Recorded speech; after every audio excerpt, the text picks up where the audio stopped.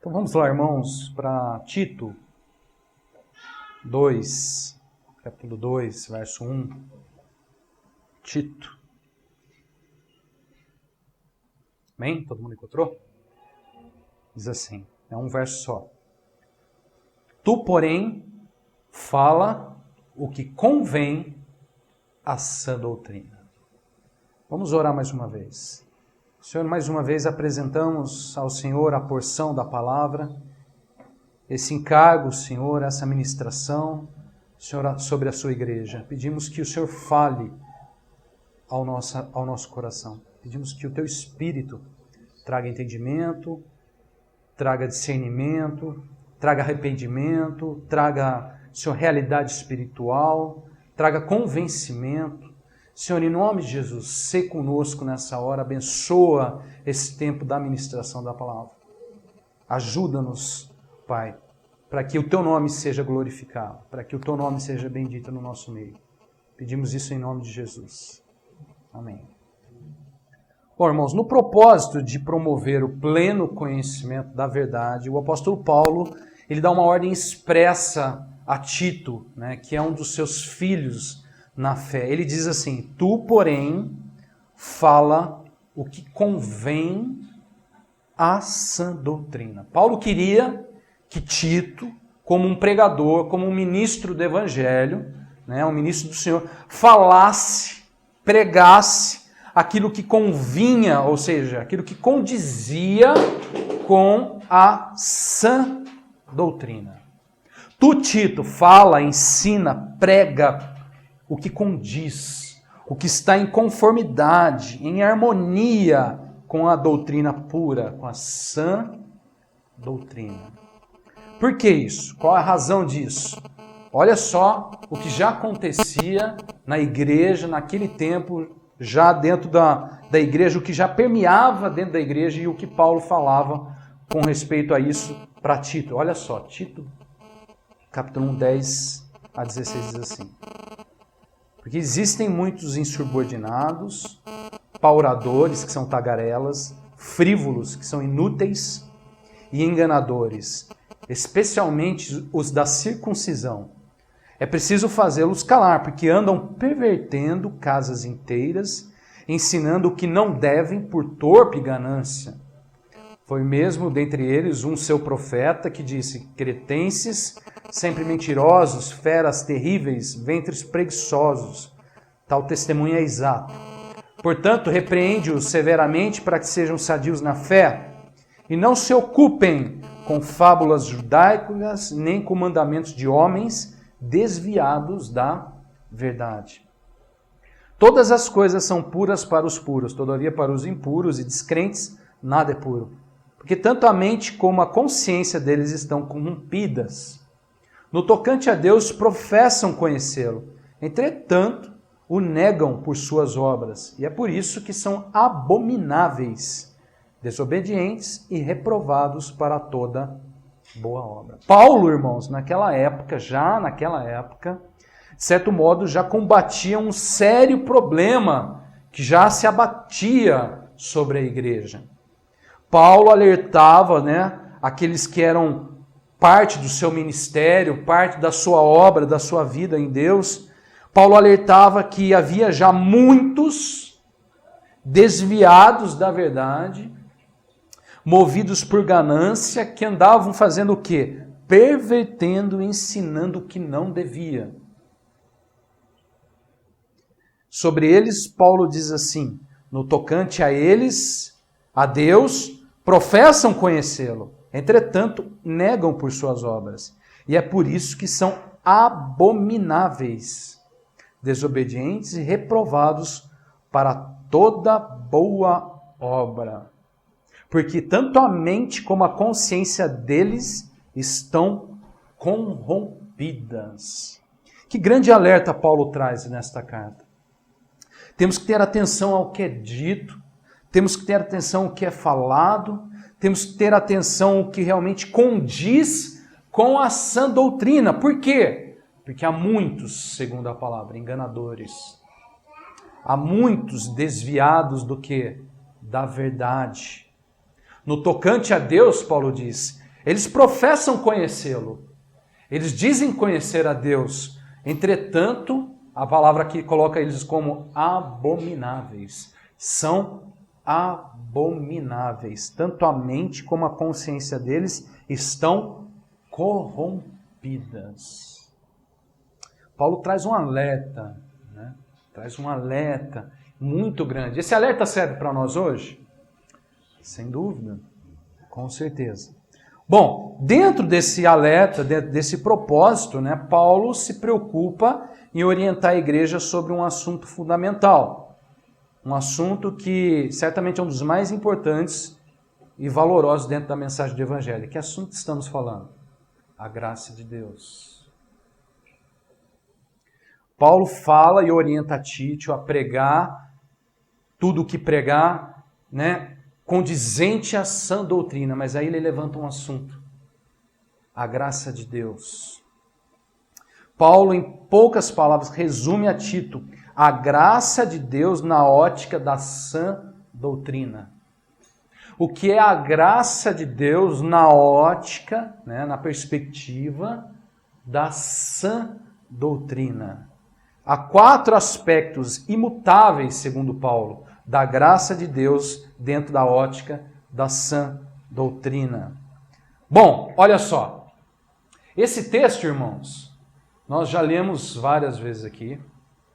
Nós já tivemos a oportunidade de ministrar aqui mesmo várias vezes. Então eu creio que vários irmãos aqui já têm consciência disso, né? Já sabem estas palavras, mas como Paulo diz, né? A mim não me desgosta e a segurança para vós outros que eu escreva as mesmas coisas. Às vezes para nós é segurança, né? Dizer e ensinar as mesmas coisas. Talvez pela gravidade do momento, talvez pela importância do assunto e talvez pela perspectiva que precisa ser renovada nas nossas vidas. Nós precisamos entender a graça de Deus segundo, conforme a sã doutrina. O que é a graça de Deus segundo a sã doutrina? Eis então o encargo de Deus para essa noite.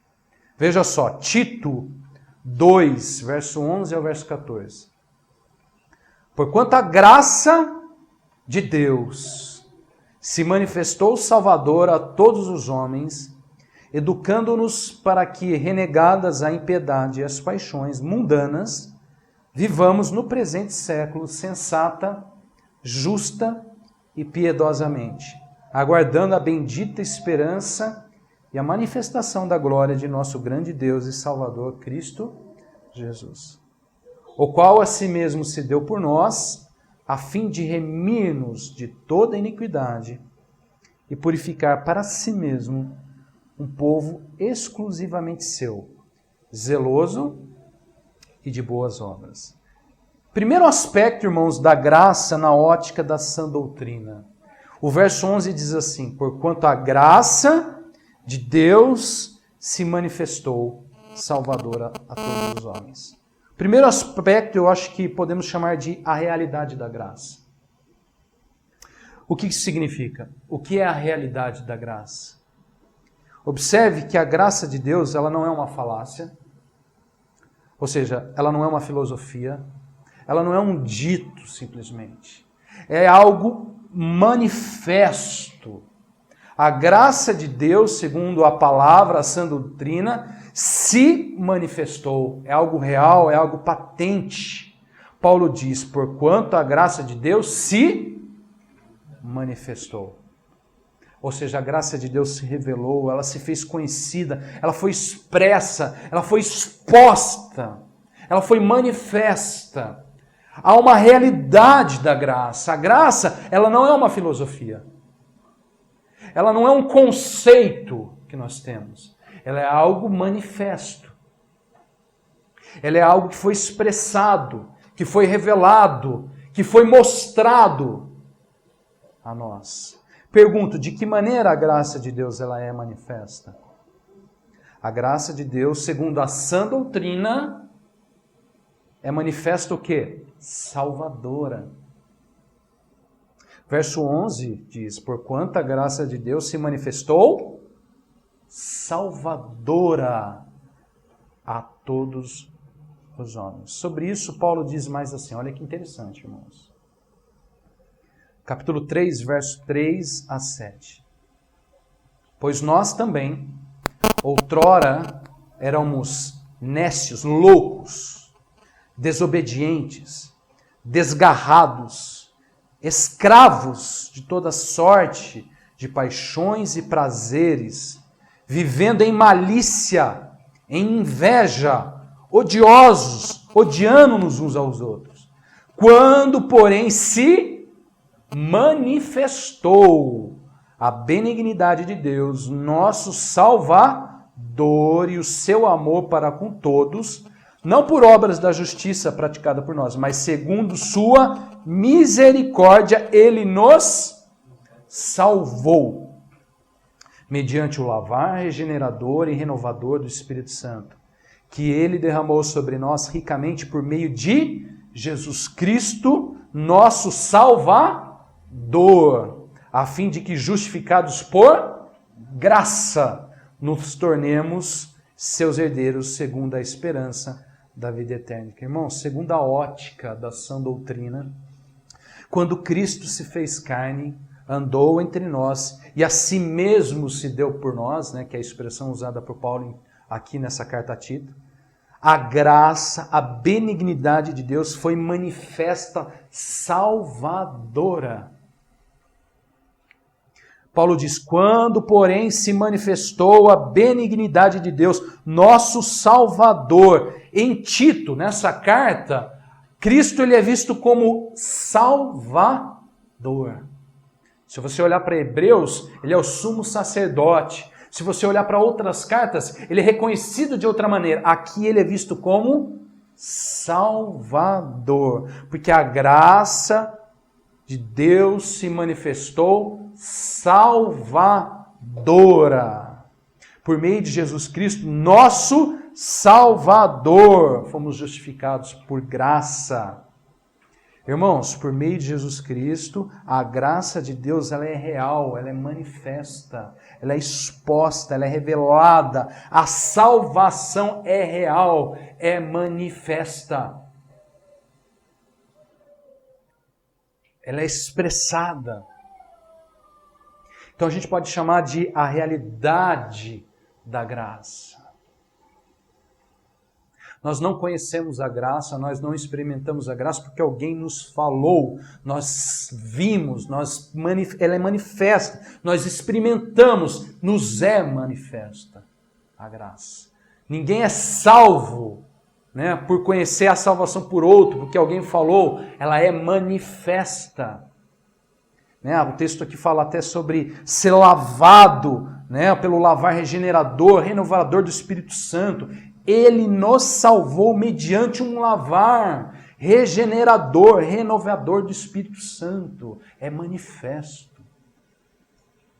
Porquanto a graça de Deus se manifestou salvadora a todos os homens. Dentro da sã doutrina, a graça é manifesta.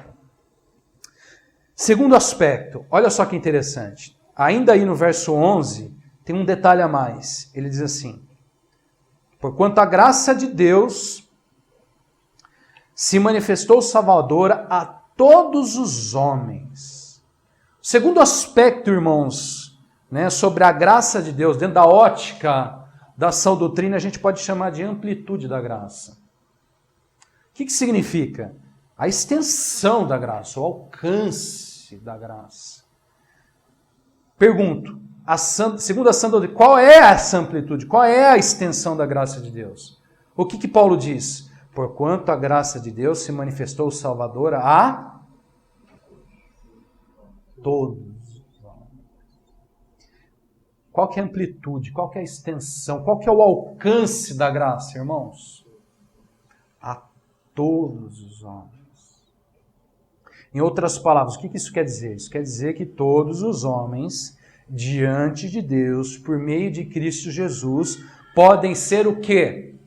Salvos. Porque a graça é manifesta salvadora. Todos foram incluídos no amor de Cristo, todos contados na sua obra resgatadora, todos os pecados do mundo inteiro, segundo João, foram incluídos na obra de Cristo, no derramar da cruz, do sangue de Cristo. A graça, irmão, está ao alcance de quem? De todos. E não somente de uns. De todos, a salvação está ao alcance de todos, porque a graça nos foi manifesta salvadora a todos os homens. O tamanho do abraço de Cristo na cruz, ele engloba todos. Ali quando ele abre os braços na cruz, ele está englobando quem? Todos. Jesus disse em João que quando eu for levantado, atrairei todos a mim mesmo. Ele está falando do tamanho da obra, da inclusão da cruz. Atrair todos, incluir todos os pecados. A graça foi manifesta, salvadora a todos os homens. Primeiro aspecto, irmãos, ela é manifesta. Segundo aspecto, ela é extensa, ela é ampla. Por quê? Porque ela inclui todos. Qual pecado estava na cruz? De quem pecado? Todos. O pecado de Hitler estava na cruz? O meu pecado estava na cruz? O seu pecado estava na cruz? Todos. Todos. Terceiro aspecto. Tito diz mais assim, olha só. Capítulo 2, verso 12 a 13. Porquanto a graça de Deus se manifestou salvadora a todos os homens. Verso 12. Educando-nos para que, renegadas a impiedade e as paixões mundanas, vivamos no presente século sensata, justa e piedosamente, aguardando a bendita esperança e a manifestação da glória do nosso grande Deus e Salvador, Cristo Jesus. Qual é o terceiro aspecto, segundo a ótica da sã doutrina sobre a graça? Eu creio que nós podemos chamar de ação, a obra da graça. O que significa?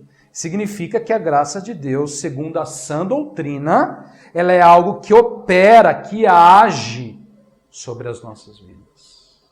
Por isso que eu falo para vocês que não é uma falácia, não é uma filosofia. É algo que vai operar e que vai ser manifesto e vai trabalhar nas nossas vidas. Qual é a ação, qual é a obra da graça de Deus sobre as nossas vidas, segundo a sã doutrina? Qual? A graça educa-nos. A graça ensina.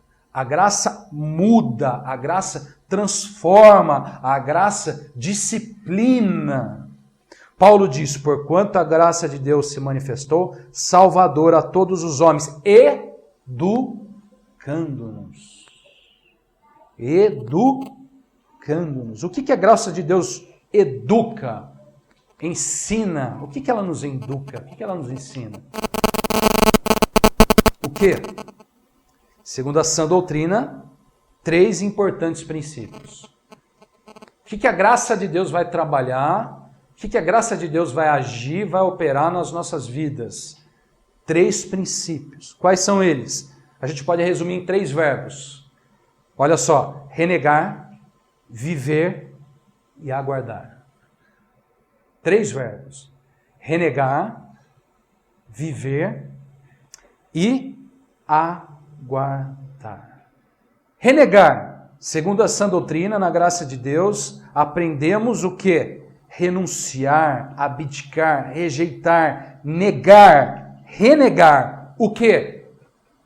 Renegar a impiedade, ou seja, toda a perversidade e dissolução dos homens. Mas só toda impiedade? O que mais?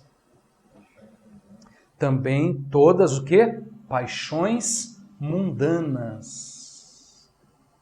Nesse sentido, irmãos, a gente pode dizer que a graça de Deus se manifestou salvadora, nos ensinando a rejeitar a impiedade e a paixão mundana.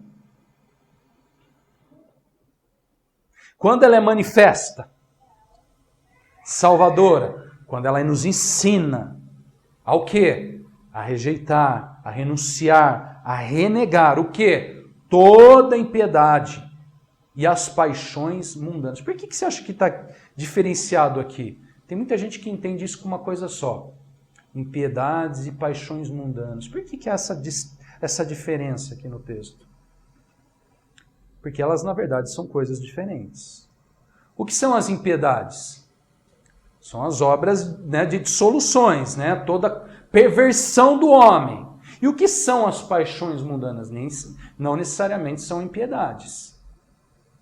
É o amor ao mundo, que João fala isso muito bem, né?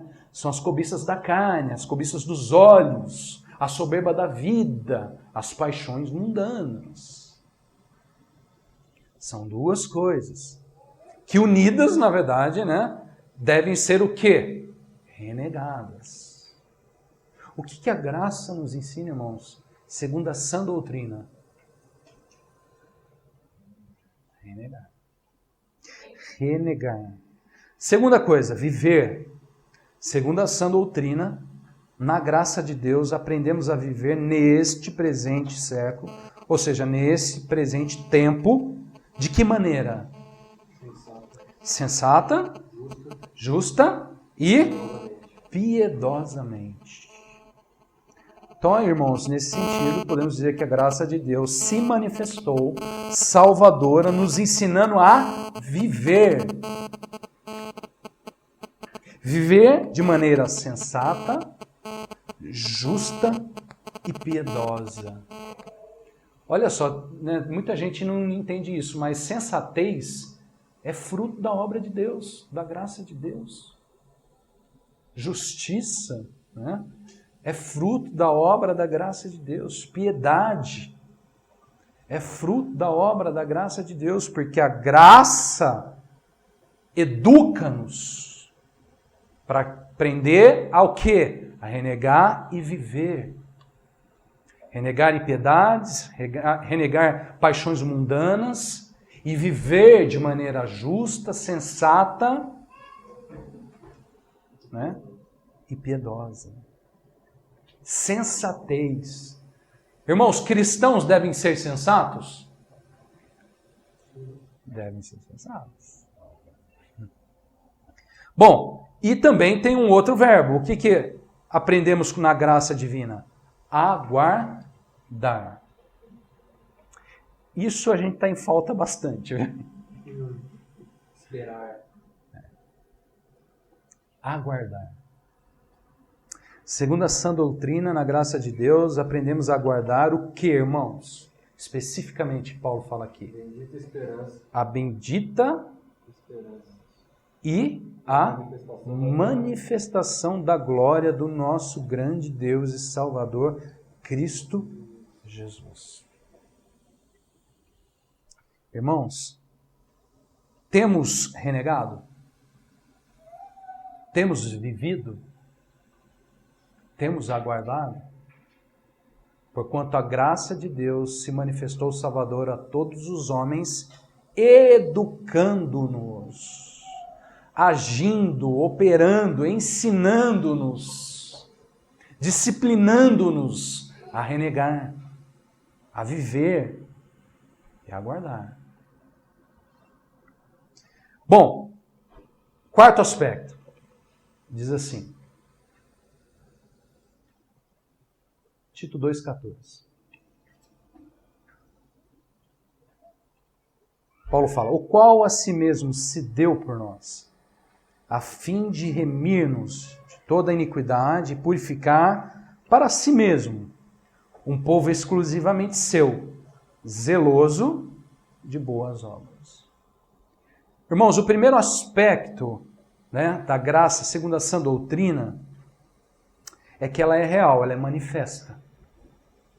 O segundo aspecto é que ela é ampla, né? Ela é extensa, ela abraça todos. Ela está disponível ao alcance de quem? De todos. Terceiro aspecto é que a graça ela trabalha. Ela educa. Ela ensina. Nós aprendemos na graça. Nós somos transformados na graça. Nós somos ensinados na graça. Aprendemos a renegar, aprendemos sim, né, a viver, aprendemos sim a aguardar. A graça está disponível a nós e nós aprendemos. Ela educa, ela nos ensina. O quarto aspecto, irmãos, eu acho que ele vai resumir tudo isso. O porquê disso tudo. Qual a razão da graça ter sido manifesta? Qual a razão da graça ser tão ampla? Qual a razão da graça nos educar, trabalhar nas nossas vidas? Tito diz assim: o qual a si mesmo se deu por nós, a fim de remir-nos de toda iniquidade e purificar para si mesmo um povo exclusivamente seu, zeloso de boas obras. O quarto aspecto nós podemos chamar de o propósito, o fim visado pela graça. Irmãos, a graça de Deus tem um propósito, a graça de Deus visa um fim. Que fim é esse? Que propósito é esse? Será que é nos fazer muito felizes? Será que é nos encher de bens, nos ser materialmente bem-sucedidos? Será que é fazer milagres e mais milagres para que fiquemos boquiabertos com o Senhor? Será que esse é o fim da graça?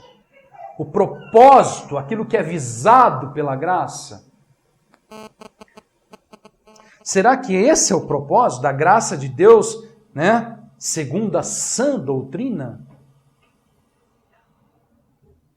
Qual é o propósito? Qual é o fim? Diz aí a palavra: o Senhor a si mesmo se deu por nós a fim de remir-nos de toda iniquidade e purificar, olha só, para si mesmo um povo exclusivamente seu, zeloso de boas obras. Irmãos, guardem isso. Guardem de verdade. Guarde de verdade. Porque certamente há muitos desvios da verdade, há muitos enganadores. Guardem isso, irmãos. Deus pode sim nos fazer felizes. Deus pode sim nos abençoar. Deus pode sim fazer maravilhas em nossas vidas. Deus pode, mas saibam disso.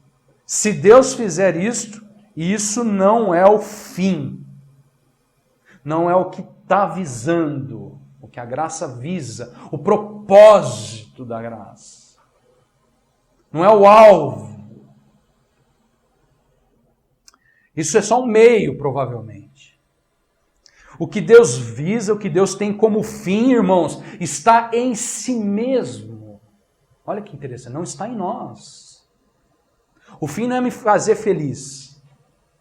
O fim está nele. O fim não é me fazer abençoado, o fim está nele. Eu posso ser abençoado, eu posso ser feliz, mas o fim não é esse. O fim está nele. O que Deus visa, o que Deus tem como fim, irmãos, está em si mesmo, diz Paulo. Deus, ao manifestar a graça, tem como fim, irmãos, olha só, remir, purificar um povo para si mesmo. O que Deus vê, enxerga no fim dessa história, sabe o que é, irmãos? Um povo para quem? Para Ele. O fim é nele. O alvo está nele. O homem não é o centro da história, nunca foi. Isso é desvio da sã doutrina, da verdade. O homem não está no centro da história. O homem não é o centro do universo. Havia uma época, né, há muitos e muitos séculos atrás, que o homem entendia que ele era o centro do universo e que a Terra rodava em torno dele mesmo. Esse conceito, ele ficou inadequado, mas na mente de muita gente ainda não.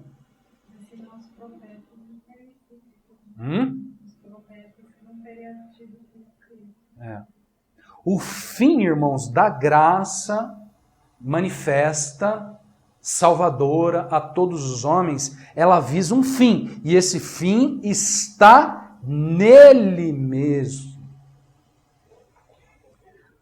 O qual a si mesmo, disse Paulo, se Deus por nós. Ele está falando de Jesus, a fim de remir-nos de toda iniquidade e purificar para ele mesmo, para si mesmo, um povo exclusivamente seu, olha só isso, zeloso e de boas obras. Deus quer um povo dele, exclusivo, para ele, para si mesmo, um povo remido, purificado, para ele. Vocês entendem isso, irmãos? Entendem? Entendem essas coisas?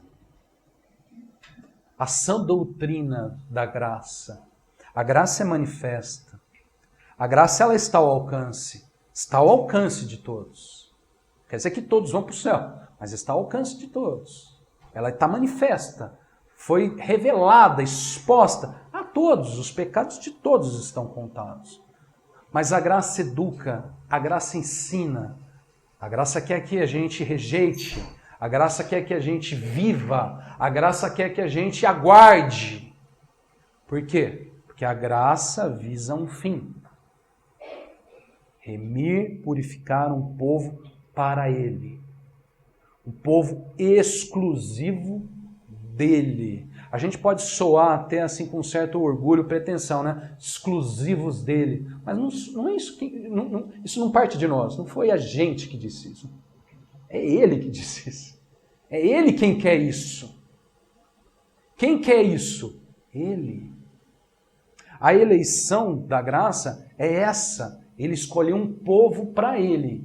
Isso ele escolheu lá antecipadamente, antes de todas as coisas. Ele já escolheu isso antes. Uma raça eleita, como disse Pedro.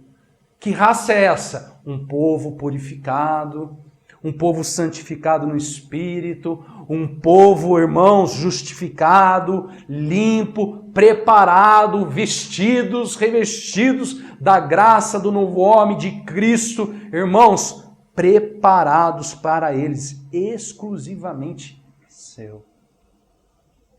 Por que vocês acham que ele coloca aqui exclusivamente seu?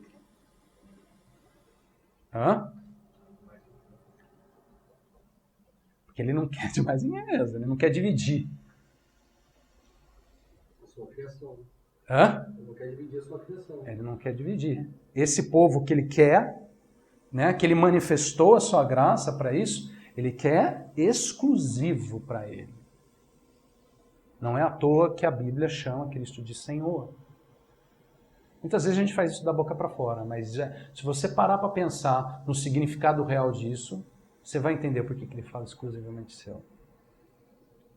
Há um só Deus, há um só Senhor. Infelizmente, o homem, né, ele pode se cercar de muitos deuses e de muitos senhores.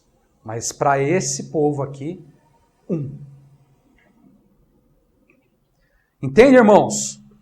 Então, segundo a sã doutrina, o pleno conhecimento da verdade, a graça de Deus é real, é manifesta. A graça de Deus é manifesta salvadora a todos os homens. A graça de Deus educa-nos. E a graça de Deus tem como fim remir um povo exclusivamente seu para si mesmo. O fim, o objetivo final é si mesmo. Porque dele, para ele, né, são todas as coisas. Porque dele, por meio dele e para ele são todas as coisas. Amém, irmãos? Amém. Então vamos orar. Hoje a palavra era simples, mas era essa.